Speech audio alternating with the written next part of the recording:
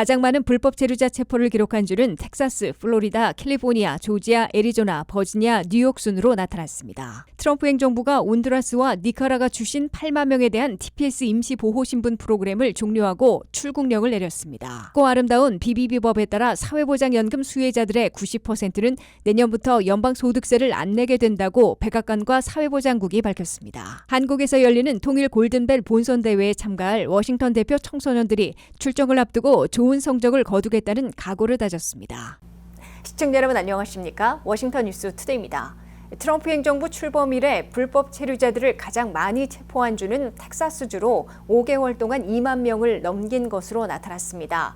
플로리다는 9천여 명으로 2위, 캘리포니아는 5,800여 명으로 3위, 조지아는 3,300여 명으로 4위, 애리조나는 2,900명으로 5위, 버지니아는 2,800여 명으로 6위, 뉴욕은 거의 같은 규모로 7위를 차지했습니다. 한면택 기자의 보도입니다.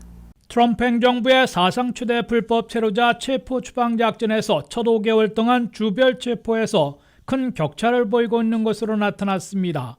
가장 많은 불법 체류자 체포를 기록한 주는 텍사스이고 2위가 플로리다, 3위 캘리포니아, 4위 조지아, 5위 애리조나, 6위 버지니아, 7위 뉴욕으로 집계됐습니다. 공화당 우세 지역들이 역시 가장 강력한 이민 단속에 앞장서 많은 불법 체류자들을 체포한 것으로 나타났고 캘리포니아, 뉴욕은 주 지역에 협조와는 상관없이 연방 차원의 강력한 불법 체류자 체포 작전이 전개된 것으로 해석되고 있습니다. 트럼프 행정부 출범 이래 첫 5개월 동안 불법 체류자들을 가장 많이 체포한 주는 텍사스로 2만 150명을 기록했으며 전년보다 92%나 급증했습니다. 2위는 플로리다로 9,080명을 체포해 전년보다 219%나 급증시켰습니다. 3위는 인구가 많은 캘리포니아로 5,860명을 체포해 전년보다 123% 늘어났습니다. 1위 텍사스는 2위 플로리다보다 2배, 3위 캘리포니아보다는 3배 이상의 불법 체류자 체포를 기록했습니다. 4위 조지아에서는 3,280명을 체포해 전년보다 267% 늘렸으며 5위 애리조나는 2,910명을 체포해 전년보다 113% 증가시켰습니다. 눈에 띄는 6위에는 워싱턴 DC와 인접해 있는 버지니아로 첫 5개월 동안 2,820명을 체포하면서 전년보다 무려 358%나 급증시켰습니다. 버지니아는 대표적인 퍼플 스테이트로 DC에 가까운 북버지니아의 페팩스 카운티와 주도인 리치먼드 지역에서 불법 체류자 체포의 반씩을 차지한 것으로 나타났습니다. 공화당의 차기 대선 후보로도 꼽히는 글렌 영킨 버지니아 주지사는 트럼프 대통령과 돈독한 관계로 강경한 이민 정책을 전폭 지원하고 나서 불법 체류자 체포를 급증시키고 있는 것으로 분석되고 있습니다. 버지니아의 스테이트 폴리스 주경찰은 연방당국과 287 주의 협약을 맺고 교통단속만으로도 불법 체류자들을 체포할 권한을 부여받고 있습니다. 7위 뉴욕은 버지니아와 비슷한 불법 체류자 2,810명을 체포했으나 인구수에 비하면 저조한 것으로 나와 톰 호먼 국경청소가 뉴욕시에서의 불법 체류자 체포 작전에 더 강화할 것임을 공개 선언해놓고 있습니다. 8위는 뉴저지로 2,630명을 체포했으며 9위는 테네시로 2,580명을, 10위는 매사추세츠로 2,230명을 체포한 것으로 집계됐습니다. 트럼프 행정부 출범 이래 첫 5개월 동안에는 불법 체류자들을 하루 평균 633명 체포하는 데 그쳤으나 6월 들어 가속 페달을 밟기 시작해 7월 초 현재는 하루 평균 1,200명 체포까지 배가시킨 것으로 IC 통계는 밝히고 있습니다. WKTV 뉴스 한면택입니다. 트럼프 행정부가 온두라스와 니카라가 출신 약 8만 명에 대한 TPS 임시보호신분 프로그램을 종료하고 출국령을 내렸습니다. 트럼프 행정부는 25년 전 전쟁과 자연재해를 당했을 때 부여했던 일시체류 허가와 임시보호신분 프로그램들을 모두 종료하고 이들 두 나라 출신 200만 명 이상에게 출국령을 내렸습니다. 트럼프 행정부가 전쟁이나 자연재해를 피해 미국에와 거주하도록 방임해온 200만 명 이상에게 본국으로 귀국하라는 출국령을 발동하고 있습니다. 트럼프 행정부는 온두라스와 니카라가 출신 약 8만 명에게 25년 만에 출국령을 내렸습니다. 크리스티 농 국토안보부 장관은 1999년부터 부여해온 온두라스와 니카라가 출신들에 대한 TPS 임시보호신분 프로그램을 9월에 종료한다고 발표했습니다. 크리스티 농 국토안보부 장관은 온두라스와 니카라과에서 허리케인 피해를 당한 지 27년이나 경과했고 이들 두 나라의 상황이 많이 개선돼 안전하게 귀국할 수 있다고 판단해 TPS 임시보호신분을 종료키로 했다고 설명했습니다. 7월 7일자 연방관보에 게재한 후 60일 후 발효되기 때문에 9월 7일까지 두 달 안에 떠나야 한다는 출국령으로 해석되고 있습니다. 국토안보부가 이들 국가에 대한 TPS 프로그램을 종료하면 온두라스 출신 7만 2천 명과 니카라가 출신 4천 명이 미국을 떠나야 합니다. 이들 두 나라 출신들에 대해서는 1998년 5등급으로 가장 강력했던 허리케인 미치가 휩쓸면서 1만 명 이상 사망자를 냈던 자연재해로 미국에 일시적으로 머물게 하는 TPS 임시보호신분을 부여해왔습니다. 트럼프 일기 때 종료를 선언했다가 바이든에 의해 재개됐으나 이번에 트럼프 2기에 다시 종료시키는 것입니다. 트럼프 행정부는 이에 앞서 대지진을 피해 미국에 왔던 하이티 출신 52만 명에게 TPS 임시보호신분을 종료하고 출국령을 내린 바 있습니다. 뉴욕 소재 연방지법이 내년 2월로 설정된 연장 시기를 지키지 않고 조기 종료시키는 것은 불법이라고 판결해 일단 제동이 걸렸습니다. 그러나 연방대법원이 이미 트럼프 행정부가 패럴이나 TPS 프로그램을 종료 시기에 맞춰 끝낼 수 있다고 허용 판결을 내려놓고 있어 길어야 내년 2월에는 하이티 출신 52만 명이 미국을 떠나야 할 것으로 예고되고 있습니다. 국토안보부는 온두라스와 니카라가 출신 7만 6천 명에게 9월 초까지 두 달 안에 미국을 떠나도록 요구하면서 불법 체류자들이 이용할 수 있는 CBP 홈 앱을 통한 자기 추방, 자진 출국을 이용하라고 권고하고 있습니다. 국토안보부는 온두라스와 니카라가 출신들은 CBP 홈 앱을 이용해 자기 추방과 자진 출국을 선택하면 아이스의 전 세계를 이용하는 무료 항공권을 받고 본국 도착이 확인되면 1인당 $1,000씩의 출국 보너스까지 받을 수 있다고 강조하고 있습니다.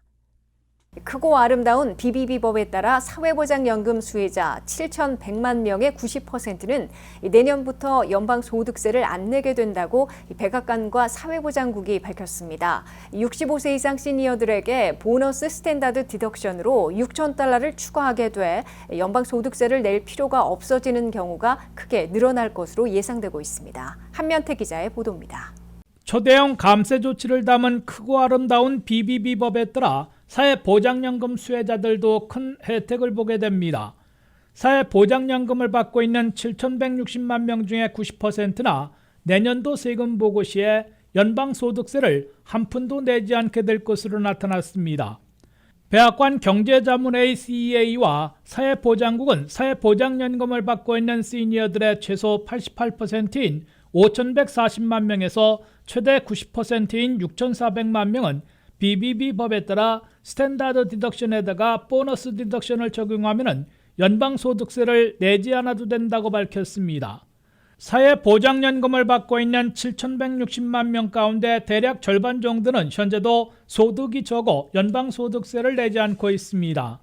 따라서 BBB법에 따라 소득세를 내지 않아도 되는 시니어들이 근 40%포인트나 급증하게 될 것으로 추산되고 있습니다. BBB 법에서는 트럼프 대통령이 공약했던 No Tax on Social Security는 포함시키지 않는 대신에 65세 이상의 시니어들에게는 스탠다드 디덕션 때 보너스로 1인당 $6,000씩 추가 제공하기로 했습니다. 크고 아름다운 BBB 법에 따라 모든 납세자들이 첫 소득분에서 공제받는 스탠다드 디덕션은 개인 $16,000, 부부 $32,000로 $1,000 또는 $2,000 올라가게 됩니다. 여기에 65세 이상 시니어들은 1인당 보너스 스탠다드 디덕션으로 $6,000가 추가됩니다. 이에 따라 65세 이상의 시니어 K는 $16,000에 $6,000를 더한 $22,000까지는 3개속 기본공제를 받게 됩니다. 65세 이상 부부일 경우 $32,000에 $12,000를 더해 $44,000까지 기본공제받게 됩니다. 65세 이상의 한 명과 이하의 한 명의 부부일 경우 $32,000에 $6,000를 더해 $38,000를 기본공제받습니다. 보너스 스탠다드 디덕션은 연초정소득 AGI로 7만 5천 달러, 부부 15만 달러 이하이면 적용받고 개인 17만 5천 달러, 부부 25만 달러를 넘으면 적용받지 못합니다. 따라서 올해분 소득세를 신고하는 내년도 세금 보고 시에 사회보장연금을 받는 시니어들의 90%나 세금 낼 소득이 안 돼 연방소득세를 내지 않아도 되는 것으로 예고되고 있습니다. WKTV 뉴스 한면택입니다. 한국에서 열리는 해외 청소년 통일 골든벨 본선 대회에 참가할 워싱턴 대표 학생들이 출정을 앞두고 당찬 포부를 밝혔습니다. 민주평화통일자문회의 워싱턴 협의회가 주관한 예선 대회에서 뛰어난 성과를 거둔 학생들은 한국에서 펼쳐질 본선 무대에서 좋은 성적을 거두겠다는 각오를 다졌습니다. 안혜린 기자가 취재했습니다. 민주평화통일자문회의 워싱턴 협의회가 주최한 2025 해외 청소년 통일 골든벨 예선 대회가 성공적으로 마무리된 가운데 본선 진출 학생들을 격려하고 격려금을 전달하는 특별한 행사가 열렸습니다. 이번 예선 대회는 지난 5월 워싱턴 한인 커뮤니티 센터에서 개최되었으며 워싱턴 지역의 초등학생부터 고등학생에 이르는 20여 명의 청소년들이 참가해 3시간 동안 치열한 경쟁을 펼쳤습니다. 최종 결과 버지니아 모자익 초등학교 5학년에 재학 중인 김솔민 양이 1등 통일상을 수상했고 맥클린 고등학교 10학년 조윤아 학생이 평화상, 임하은, 강인영, 임지호 학생은 민주상을 수상했습니다. 통일 골든벨 본선 진출은 한국어 능력과 한국 여행이 가능한 자를 기준으로 하여 초등학생이자 우승자인 김솔민 학생을 대신해 평화상 수상자 조윤아 학생과 주니어 평통으로 민주상 수상자 강인영 학생이 최종 본선 진출자로 선정되었습니다. 이들은 자신의 소감과 장래 희망을 당당하게 밝히며 차세대 리더로서의 자질을 유감없이 보여주었습니다. 저는 이번 민주평통대회에서 2등을 하게 된 조유나라고 합니다. 일단 이렇게 멋진 대회에서 좋은 성적을 낼 수 있어서 정말 영광이었고요.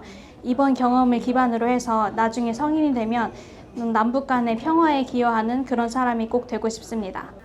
저의 꿈은 통일부에서 공무원이 되어 남북 간의 평화 그리고 더 나아가서는 통일에 기여하는 사람이 되는 것입니다. 안녕하세요. 저는 맥클린 하이스쿨 11학년 재학 중인 강인영이라고 합니다.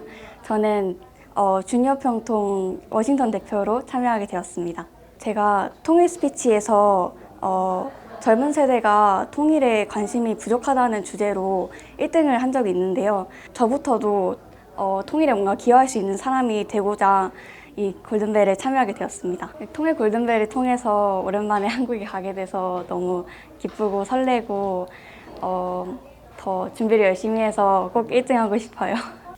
행사를 주관한 민주평화통일자문회의 워싱턴 협의회의 린다 한 회장은 격려금을 수여하며 워싱턴 대표로서의 자긍심을 가지고 세계 각국의 친구들과 함께 통일에 대한 이해를 나누고 오길 바란다고 따뜻한 응원의 메시지를 전했습니다.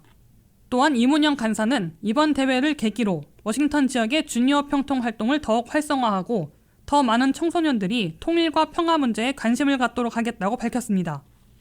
2019년부터 활동을 시작한 주니어 평통은 청년 자문위원들로 구성된 조직으로 청소년과 청년 세대의 통일 참여를 촉진하고 해외 거주 청소년들이 통일에 대한 올바른 인식을 갖도록 돕는 역할을 하고 있습니다. 한편 워싱턴 대표로 본선 무대에 오르게 된 두 학생은 오는 7월 28일부터 2박 3일간 한국에서 열리는 통일 골든벨 본선대회에 참가하기 위해 조만간 출국할 예정입니다. 이 대회에는 세계 각국에서 선발된 청소년 대표들이 참여해 다양한 통일 관련 퀴즈와 프로그램을 통해 실력을 겨루고 상호 이해와 우정을 나누게 됩니다. WKTV 뉴스 안혜린입니다. 이상으로 워싱턴 뉴스투데이를 마치겠습니다. 시청해주신 여러분 고맙습니다.